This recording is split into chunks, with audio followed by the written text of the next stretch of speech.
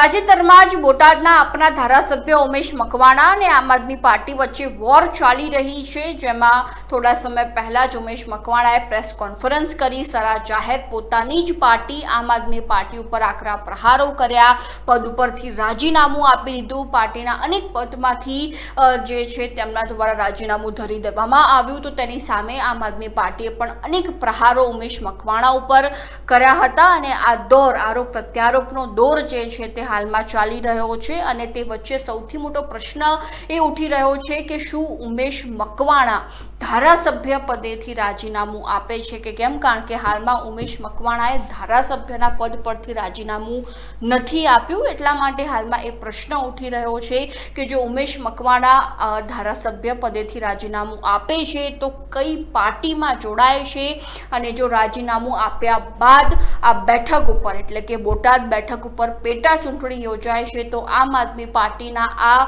ચહેરાઓ જે ચૂંટણી લડવા માટે લિસ્ટમાં જોવા મળી રહ્યા છે, આમ આદમી પાર્ટી આ ચહેરાઓને બોટાદ બેઠક ઉપરથી ઉતારી શકે છે.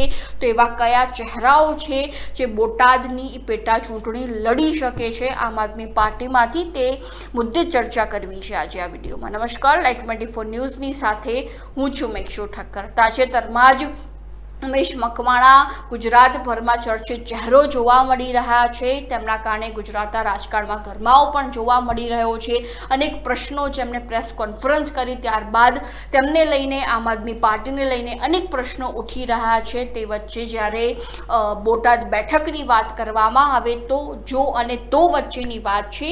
જો ધારાસભ્ય ઉમેશ મકવાણા બોટાદ બેઠક ઉપરથી રાજીનામું આપે છે, આ બેઠક ઉપરથી પેટા ચૂંટણી યોજાય છે, તો આમ આદમી પાર્ટીના ચહેરાઓ જે છે તે ખૂબ જ ચર્ચિત ચહેરાઓ આ બેઠક ઉપરથી ચૂંટણી લડી શકે છે તેવી ચર્ચાઓ ચાલી રહી છે, તેવી શક્યતાઓ દેખાઈ રહી છે.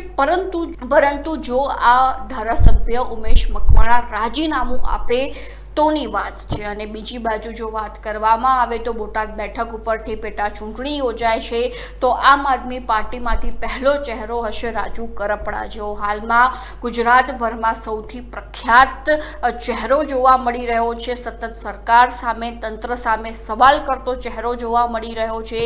સોશિયલ મીડિયામાં પણ તેમની સારી એવી પોપ્યુલારિટી પણ જોવા મળી રહી છે. એટલે ક્યાંક ને ક્યાંક જો બોટાદ બેઠકમાં પેટા ચૂંટણી યોજાય છે તો રાજુ કરપડા આમ આદમી પાર્ટીમાંથી ચૂંટણી લડી શકે છે. અને હાલમાં જે વિસાવદરની લહેર ચાલી રહી છે, ગોપાલ ઇટાલિયાની લહેર ચાલી રહી છે, આમ આદમી પાર્ટીનું એક નામ જે ઊભું થયું છે ગુજરાતમાં, તેના કારણે ક્યાંક ને ક્યાંક બોટાદ બેઠક પણ આમ આદમી પાર્ટીના કબજે જતી રહે તો નવાઈની વાત ન કહી શકાય. અને જો આ બેઠક ઉપર પેટા ચૂંટણી યોજાય છે તો આમ આદમી પાર્ટીમાંથી રાજુ કરપડાને ઉમેદવાર તરીકે જાહેર કરવામાં આવી શકે છે.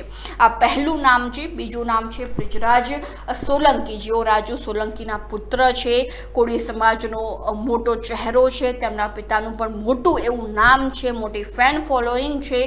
અને હાલમાં પણ બોટાદમાં બ્રિજરાજ સોલંકીના ધામા જોવા મળી રહ્યા છે. તેમનો પગ પેસારો જોવા મળી રહ્યો છે કે જો બોટાદમાં પેટા ચૂંટણી યોજાય છે તો જો બ્રિજરાજ સોલંકીને ઊભા રાખવામાં આવે તો તેમની જીત થાય. એટલા માટે અત્યારથી જ બ્રિજરાજ સોલંકી બોટાદમાંથી જે છે તે રણનીતિઓ બનાવી રહ્યા છે અને મોટો ચહેરો પણ છે, તેમના પિતાનું નામ પણ છે.